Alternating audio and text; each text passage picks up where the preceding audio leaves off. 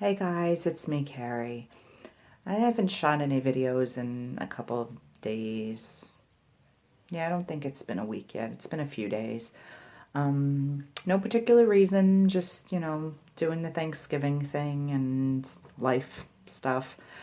I know you guys are probably wanting to see more like lip balm reviews and unboxings and things like that, but sometimes I just need to shoot the chit-chatty life videos, where I just catch up with you guys and, share what's going on, how I'm feeling, and reach out and ask how you guys are feeling.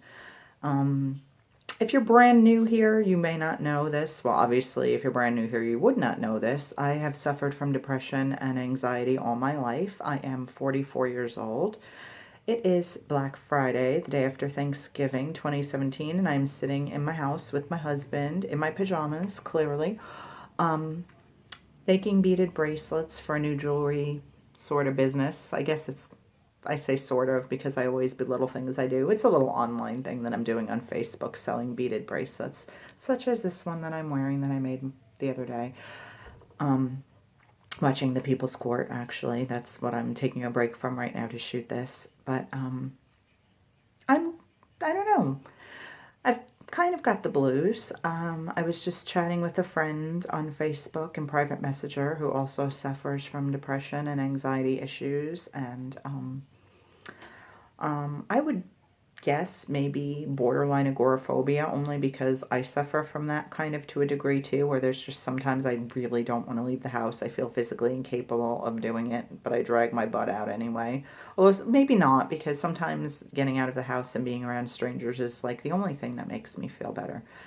But holiday time is really, really rough for a lot of people, even if you don't suffer from a mental illness. I know a lot of people struggle with the holiday time. I do in particular since 1999. My father passed away on December 28th of 1999, and then as if, that wasn't enough to make December an awesomely fun month, my brother, my only sibling, passed away at the age of 36 on December 21st of 2012. So I literally have Christmas now bookended by the two worst losses of my life. So I, do the best I can to enjoy the holiday time, and as the years go by, I'm able to see more clearly that my father and my brother would not want me to be miserable at Christmas. They would want me to be happy and celebrate it, and I do. But clearly it puts a damper on things, and obviously, there's two big holes in my heart that are more profoundly felt, perhaps, at the holiday time. But depression doesn't need a reason. I was just saying to my husband, who suffers from bipolar disorder himself, that depression is not sadness. Depression is so much deeper and more elusive and more mysterious than sadness. Everyone knows what sadness is. Everyone in their lives has probably felt depressed at one time or another, but depression is not feeling sad. Depression is like a malaise. It's like something that sits in your brain and in your heart and weighs on your body every moment of every day for a lot of people who suffer, lifelong depression. It can come and be temporary, like, there are instances such as postpartum, which is probably the one most people are familiar with, where it's circumstantial and it does eventually go away in time. But if you suffer from, actually, the best description I've heard of it is pervasive depressive disorder. That's kind of more what I suffer, I think, where it's just constantly there like a lead balloon that just weighs on me, and it never, ever, ever goes away. It just ebbs and flows in severity. So it's hard to be around people sometimes at the holidays. Like, that's maybe why holidays are hard for some people too, because you're around people that you aren't typically. You may travel to see family members you don't see all the time, and they may not always be the most compassionate or educated or understanding in what your disease may be. I know that it's really hard when you feel like people judge you, and you're going to hear a squeak in the background. I apologize, guys. It's my neighbor across the street and doing his blow-up inflatables on his lawn, and apparently it makes the most hellacious, annoying squeaking sound in the world. He stopped, but he started again.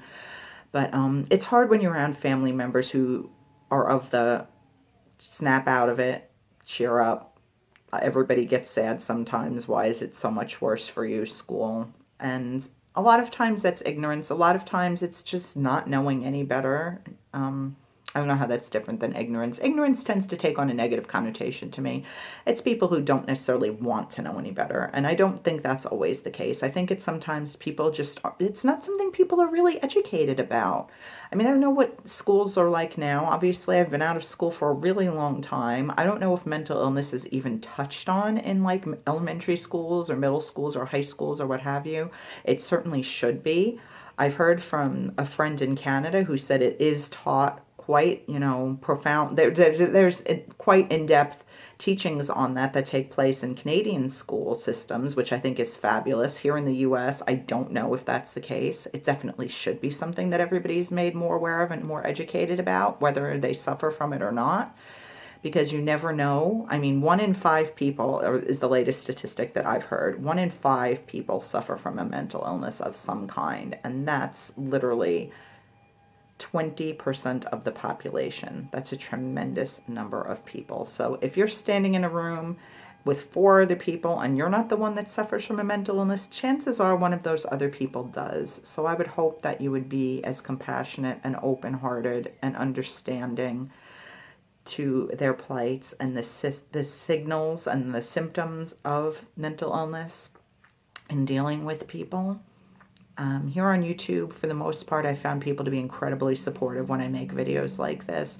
Occasionally, I do get trolls, and like I've said in every video I post, troll comments are deleted. Anything negative is deleted. You will be blocked. It's as simple as that. So, you can do it if it makes you feel better, but it's not going to hurt me. It's not going to impact my life.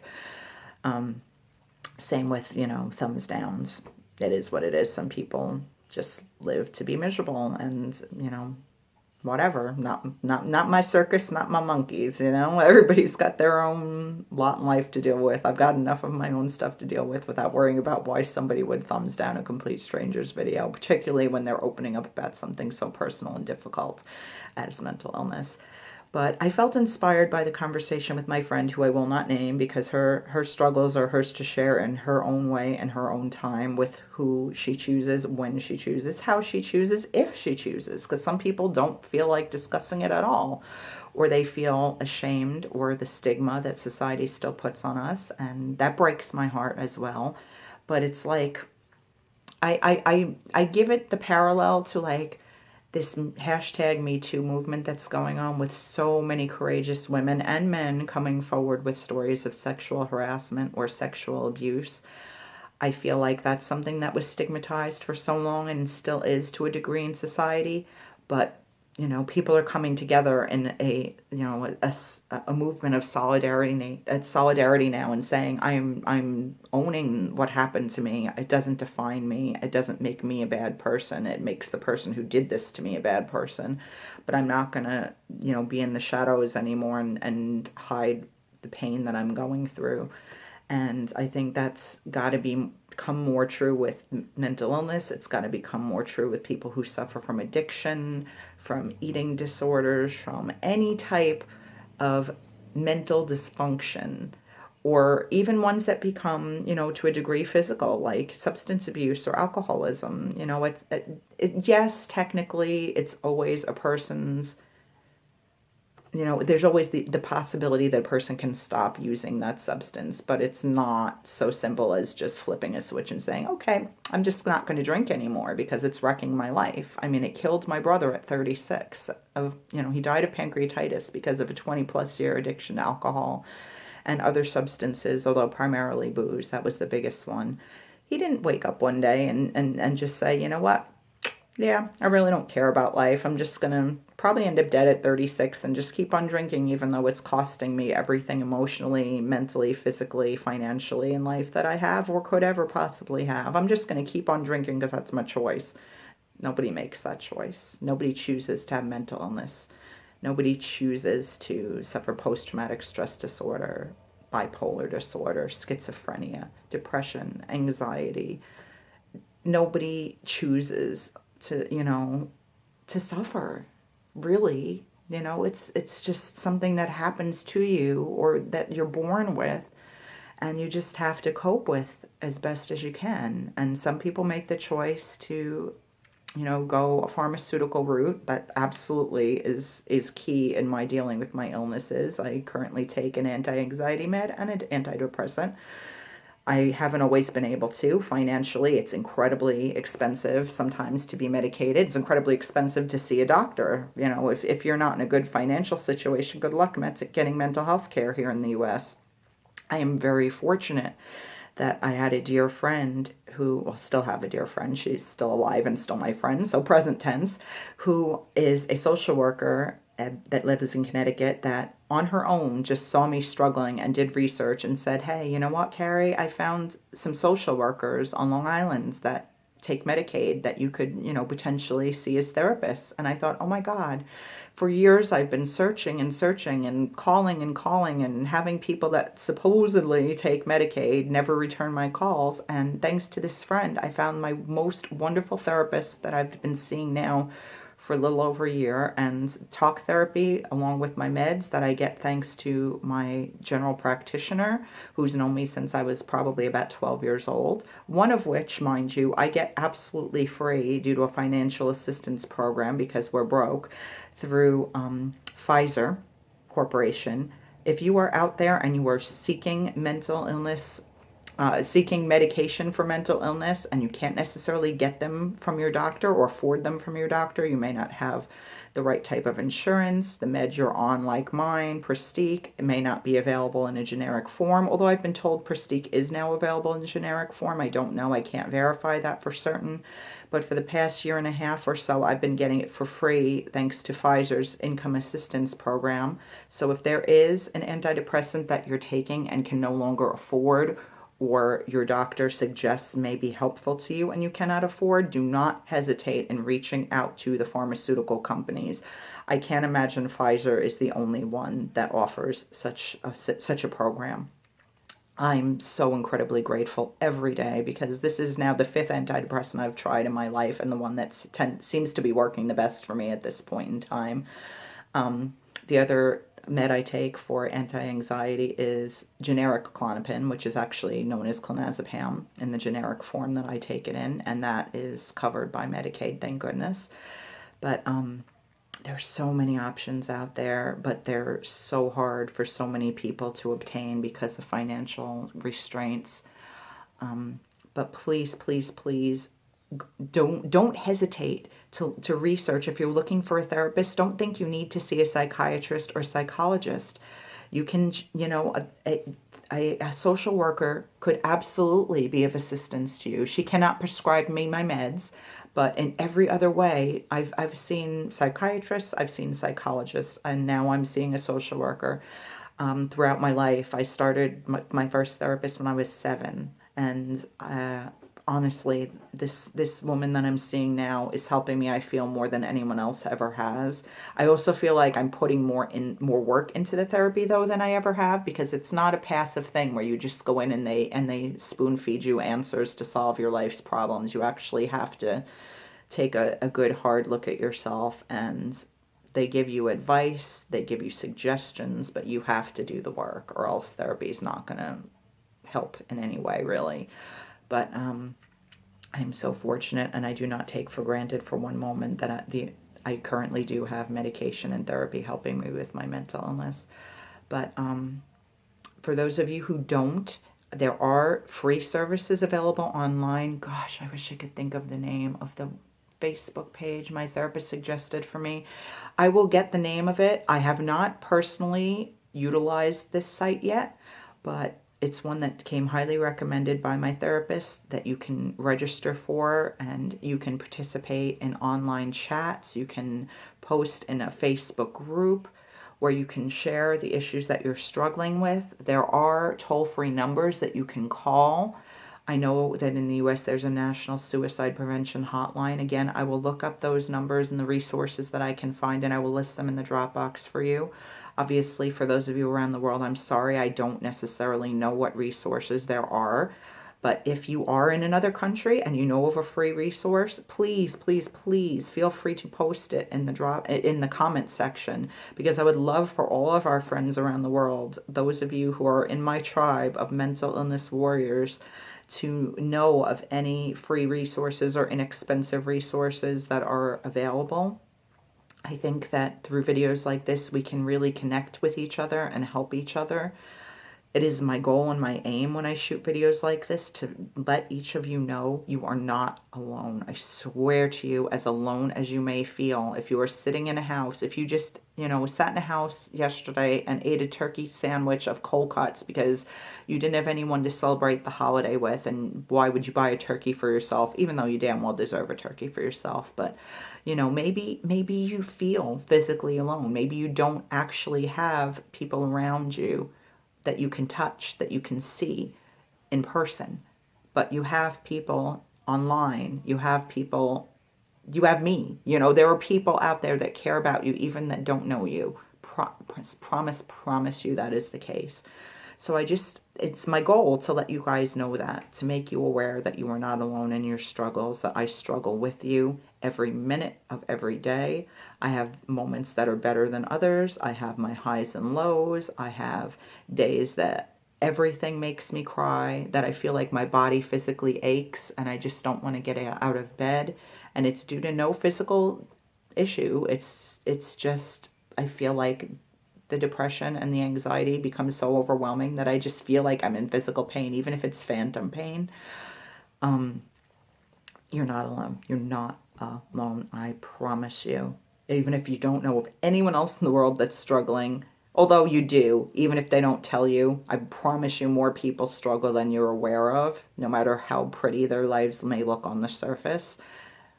Like I said, if you're in a room with 4 other people and, you're not the one that's suffering, chances are one of the other people in the room is. So just know you're not alone. Know that there is help. No matter what your financial status is, there are resources out there for you.